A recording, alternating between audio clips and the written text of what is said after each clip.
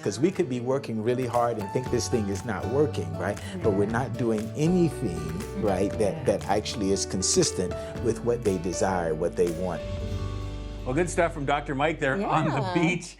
And we have Mike and Diane here with us, as well as Dan and Danielle, our kitchen couples. Here we are. Right here in our kitchen. Yes, indeed. Now, the kitchen looks fairly clean here, hun. It's not, I don't know if it's a Martha Stewart thing, as Dr. Mike was saying, but I didn't expect that. Wasn't a healthy expectation You know to what? have everything clean. As I have said to people across the country, there is nothing that encourages you to clean your kitchen faster than knowing that you're going to have TV cameras and lights in your kitchen. Right. So my kitchen gets cleaned because of that reason. But no, healthy expectations. I hear what you're saying. And what I hear Dr. Mike saying is really it boils down to priorities. You know, what's really important? The Martha Stewart look or spending time with your family, you know? And he said sometimes we just need to loosen up a little bit and allow grace and mercy and real life. And because everything's not going to be, you know, the way. Now, some people might be watching, maybe some young people. Who's Norman Rockwell? Google him. You'll find out. You'll find some amazing artwork Yeah, with you're light, right, yeah. beautiful family things, maybe around a dinner table or stuff. Anyway, but yeah, we have to have healthy and real expectations. We can't expect perfection all the time, and sometimes that can be a grinding conflict in marriages because one person expects something that the other can't deliver, and nobody's perfect. Yeah, that's true. My takeaway from that was that I am your gift from God. That's all Dan got from it. And that you should remember that when you're tempted to film me snoring in the middle of the night and text me that video in the morning. No, I mean, I like the idea of it's really easy to have wrong expectations about everything. And I was going to say, especially social media. And we don't need to beat a dead horse, we've talked about that before, but when we compare ourselves to everything, be it Hollywood, be it TV, be it social media, and then we live our real life, which somehow, you know, seems less than. And it's important to remember that when the grass looks so green over there, sometimes the reason that it is because it's not grass, it's AstroTurf.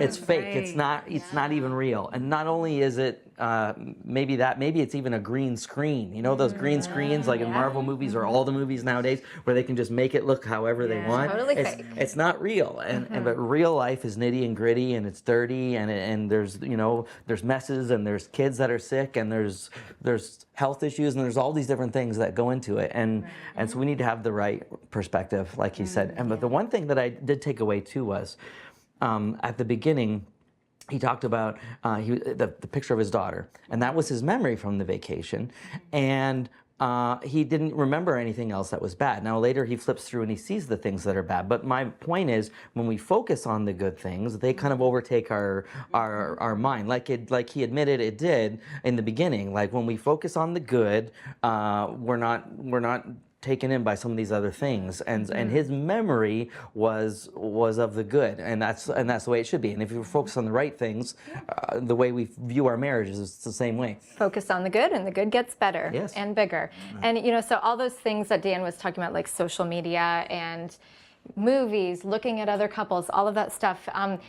In our minds, sometimes we can be tempted to go the if only route, like if only I had this, if only my spouse looked like that, if only they were more gentle and kind than that, you know, and that's just a trap, because if we keep playing that over in our mind, we are missing what we do have, what we really have. And I think we need to just heave unrealistic expectations off of our spouse, because they were never meant to fully satisfy us. That's right. That is not their job. There are other people. I don't need to, That's a relief. I have my girlfriends to talk to work things through. I have the Lord to go to. He is not the be all and end all, and so I can't put that pressure on him. And so sometimes we have that expectation that they're going to meet all of our needs, and there's just no way. They're not letting us down. We're letting ourselves down if we believe that. Yeah. Dr. Mike said things aren't supposed to be perfect, and we think that they are supposed to be perfect. There's a quote that says, "Love is when two people don't expect each other to be perfect, but see each other perfectly, right? And that's the perfect quote, right? Because we always want everything, like I'm a perfectionist. I always want things in order, in the right place at all times, and I am so bad with trying to just relax and say it's okay if it's not in the right place. And I remember my girls growing up, they would say to me sometimes, Mom, just sit down, because I was always up moving, putting things back, and because I wanted everything to just look just so all the time. And when they started saying that, I had to catch myself and say, girl, you need to stop. This is not what it's about. I need to be spending time with them. I need to be, pouring into them and into my husband. Instead, I'm just trying to make everything seem like it's perfect when it wasn't perfect, right? When we talk about expectations, I think when we look at expectations in a relationship, we actually are supposed to flip it around, right? It's not what I get, but what I give that makes a relationship rich and fabulous and wonderful. And so that whole idea of having expectations, right? And yes, there are some things that we expect. We expect respect from each other, and there's some things there. But really, our relationship and the quality of our relationship is more about what we're willing to give. And when you expand, right, when you give, right, what you receive just kind of magically expands. It is one of those things that when you give, you get much more in return. Yes. I guess the key is realizing that your marriage is going to be challenging, but that it'll take hard work and it's worth it. So the hard work is giving. The hard work is looking to how you can pour into your spouse, into your family, not expecting everything to just happen the way it should for looks, for how it appears. That's right. I think the opposite side of this topic of healthy expectations might be someone who's dealing with negative expectations, not just looking for everything to be perfect, but at the point of been married maybe a number of years, and their expectations are just kind of going down the toilet and think that nothing's going to change. He will never change. This is terrible.